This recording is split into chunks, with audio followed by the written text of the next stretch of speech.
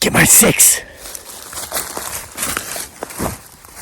What's up, everybody? Welcome back to Homesteading Off the Grid, the most popular homesteading channel on all of the internet that has absolutely nothing to do with homesteading. So I came up here yesterday and I was going to read you. I know, right? I'm wearing the same clothes and it looks like it's the same time of day. Isn't that amazing? How did I do that? Is it magic? Am I a warlock like I've been accused of being in the comment section? No. I'll tell you a secret. It's pre-recorded. I'm making this video right after the last one. I'm just uploading it and publishing it the next day. Yeah, like they do on TV, brah. Because I got too long-winded. I'm shortening the videos down because TikTok's changed the face of social media and nobody wants to hear a 30-minute video anymore. So I got to cut them a little bit shorter. So just to recap, I was going to read 3 stories. I only read one because I went on for 8 minutes about something I heard. To recap that, to make it shorter than to get on with the other 2 stories I was going to read before. Whether you think you can or whether you think you cannot, either way, you're right. Attitude determines altitude. Come on now. You know this, right? Okay, so I'm going to read you a couple of stories here from True Hauntings, Volume 3, Personal Stories of Real Experiences with the Paranormal, Supernatural, Cryptid Aliens, and UFOs. Available on Amazon and print or Kindle. You can get autographed copies. We got a few left on our Etsy store. Links in the description box below. If you're going to be reading any of my books, read The Lunatic. I mean, there's like, I don't know, whether 15 volumes of the Bigfoot Sasquatch Files, but probably about 12 individual novels. The best one I've ever written is The Lunatic. Read it. But it's got lots of foul language, lots of adult situations. But in the modern times in which we live, 2023 as of this recording, there are so many of these people out there. That's all I'll say. You need to read that book. You can get autographed copies from our Etsy store. Get it in print or Kindle on Amazon. So the first story I'm going to read is called A Stranger Saw What Others Couldn't. And this series is on hold because I'm trying to get a literary project done by the end of the year that I've been working on for a few years. So please don't submit any more stories for this at this time. I'll let you know when we're taking more submissions. This one was submitted anonymously. The story goes, Hi, Kevin. Just a quick email to share a short story. Please keep me anonymous. I don't really believe in ghosts and stuff like that, but I do believe there are things in this world that we cannot explain, especially in regard to some of the abilities we so-called mere mortals possess. I never actually believed in this until I met a stranger a few years back that opened my eyes to strange possibilities. I was working as a postal clerk at the time, and on a particularly busy day, I'd been dealing with a woman at the counter. I can't even remember what her issue was, but as she was leaving, she said, I know you're busy and I don't want to burden you, but I'm a medium and I can see things others can't. You have an attachment, and if you ever want a free reading, I wouldn't mind giving you one. As she finished speaking, she handed me a business card, and I thought, yeah, right, a charlatan out drumming up business. Thinking I would only be flattering her, I said, an attachment? What's that? What do you see? What she said next almost had me clocking out early and going home sick for the rest of the day. I actually did have to go sit down in the break room for about 10 minutes afterward. She said, you have a little bird sitting on your shoulder, a very small bird. I'm not sure, but it might be yellow. I keep hearing the word butter, over and over. I stood looking at her and saying nothing. She smiled faintly and said, give me a call sometime. Kevin, when I was a kid, we had a little green parakeet. Though it was green, we named it Butter because the first time we let it out of its cage to spread its wings and fly around the house, it landed in a stick of butter that was sitting in an uncovered butter dish on our kitchen counter. That gives me chills. I was in grade school when we had Butter, and he was only with us for a couple of years before my sister's cat got him. But whenever we'd let Butter out of his cage, he would always perch on my shoulder. I was the only one in the family he would do this with. I love your YouTube channel, Homesteading Off the Grid, even though it has nothing to do with homesteading. I think ghost stories are more enjoyable than gardening anyway. Best wishes, Anonymous. Wow, what a creepy, unexplainable story. And I agree. Isn't that better than learning about how to grow green beans? You folks know how to do that. Go watch those other homesteading channels that are boring because they're about homesteading. We're about ghosts and Bigfoot, Sasquatch, and life and psychology and success and business and relationships around here. Being positive, being optimistic, staying away from negative Nellies, negative Neds, pessimists, getting toxic people out of your life so you can enjoy the beauty of life. Look at this scenery behind me. Isn't that beautiful? If you believe we live in a cold, dark, ugly world, stay out of my presence at least. I love life. And I know most of you watching this video do too. All right, let's get on with the next story. That has nothing to do with the three sisters, corn, peas, and squash. I mean, that's interesting, but geez, everybody's seen that meme a million times. Let's hear about some more ghosts. And keep watching for Bigfoot, Sasquatch back here. It's hard to see she, it, or they, and you know why, right? Because they're the hide-and-seek world champions. You can get this shirt in our Amazon affiliate store. The link's in the description box below. Man, you're going to do your Amazon shopping, go through our affiliate store. We appreciate all of those of you who do. We get like small commissions for any of your purchases. We really appreciate you. Thank you. Now, on to the next story. It's called It's a Girl, Not. It's one of those not jokes, like a dad joke. I'm pretty good at those. You ever watch my shorts? All right. Why do women rub their eyes when they wake up in the mornings?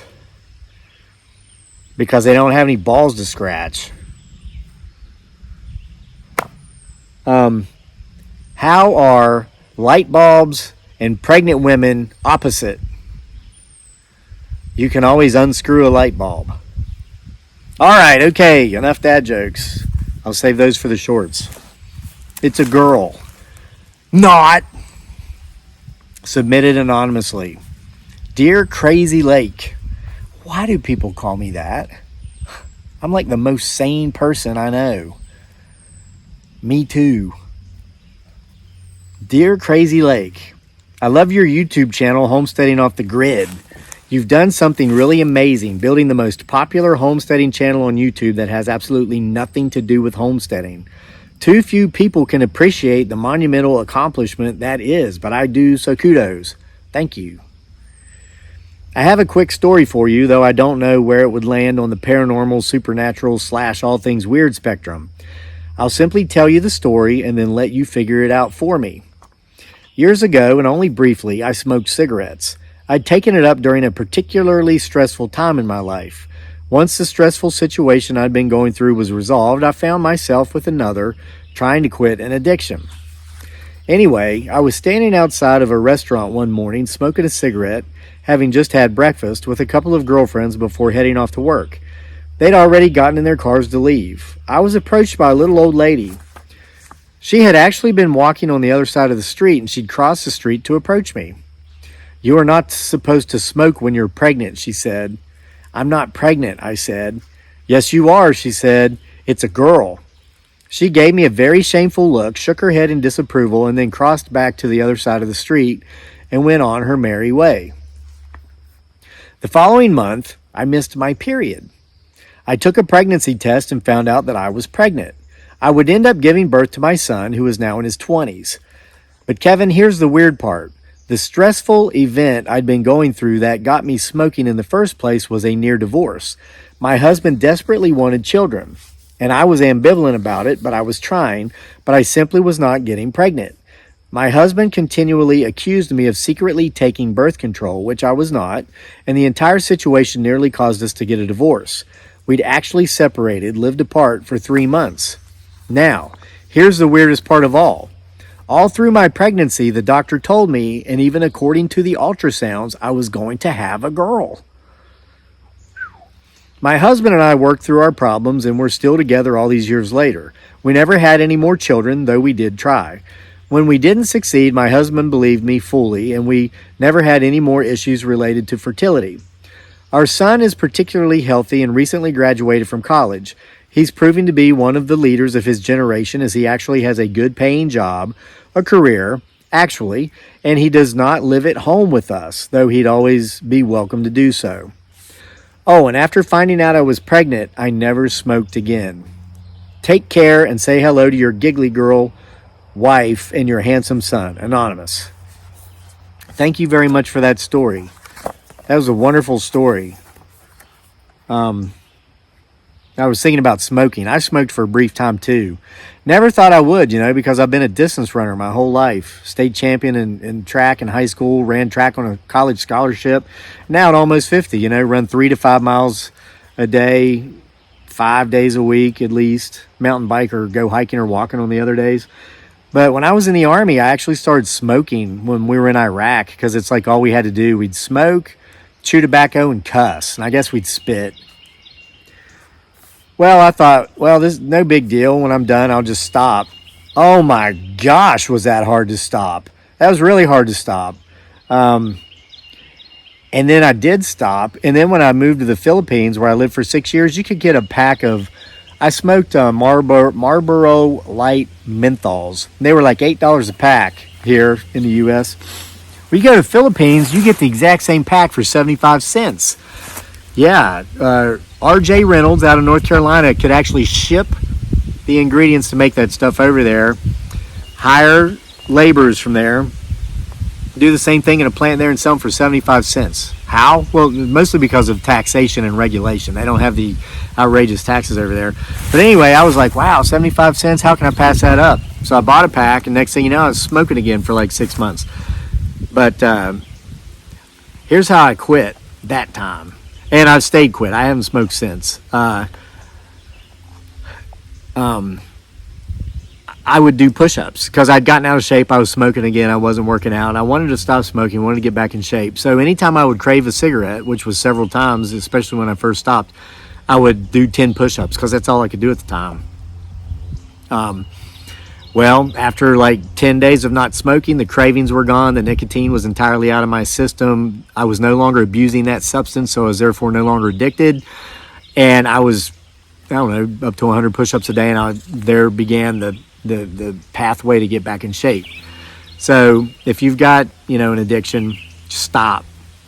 Yeah, seriously. I mean, they talk about the disease model, and they talk about all this and all these things that are inherently wrong with you, that if you don't change, there's no hope for you because you're powerless. I call bullshit. Just stop. Just don't do it anymore. It's going to suck for a week or 10 days, but 30 days out, you'll definitely not have any of the junk in your system, and just don't put it back in. If you do, it's not because you didn't change these things that were inherently wrong with you since birth, or because you're weak. It just... You made the choice to do it again, and just make the choice to stop again. All right, so there's some life advice and wisdom for you. If you saw anything, timestamp it. I've got to go tell some jokes and stuff. So thank you for being here once again. Again, you can get the books these stories come from out of on Amazon, print or Kindle. Get them in Etsy with an autograph. Links are in the description box below. As you go about your Amazon shopping today, please do so by first going through our Amazon affiliate store. You don't have to buy any of the stuff in the store. Just go through the link so we can get commissions. Hey, full disclosure. Yeah, I make money from it. Thank you. We appreciate you. You pay for our gas and groceries every month just from going through our affiliate stores. We humbly thank you. All right. See you next time for more from here at Homesteading Off the Grid, the most awesome channel on the internet about homesteading that's not about homesteading. Bye.